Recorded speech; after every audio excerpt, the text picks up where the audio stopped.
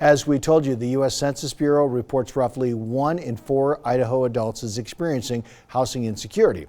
It's a number that's risen since the start of the pandemic, and with the first of the month approaching and a federal ban on evictions from some rental units ending, it could get worse. Our Madeline White shares resources for those hoping to keep their homes.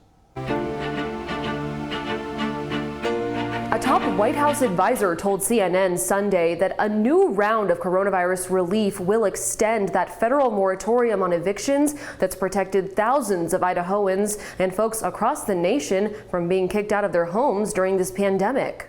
I think it's good news. And even though that moratorium only affects some Idaho renters, or about 30% of renters nationwide, according to the Urban Institute, this housing expert says it's a step in the right direction. Probably decrease the number of clients that we're getting here. And Jessie Tree is getting a lot of clients. She says pre-pandemic, they saw about 200 to 300 calls come in per month for eviction intervention services. Now, she says that number has doubled to around 500. But she also says more than a third of these Idaho tenants are calling because they got a 3-day notice from their landlord. That happens a lot. But wants to remind you to know your rights. A 3-day notice does not mean you have to move out if you can't pay. Some landlords will tell tenants that's the case, and so tenants will just move out without going through that court process. And that can cause some problems down the line. The landlord can still separately file a small claims suit in the court to sue them for the back rent that they owe. That's where volunteers and staff at Jessie Tree's Housing Crisis Line can help. We also tell them how they can set up a payment plan and try to mediate the agreement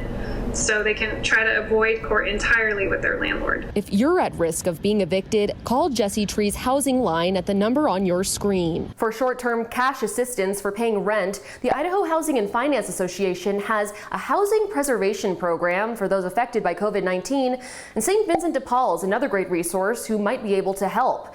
The links to those organizations can be found on our website, idahonews6.com, and please don't hesitate to share any questions or concerns with us at The Rebound at idahonews6.com. We want to help.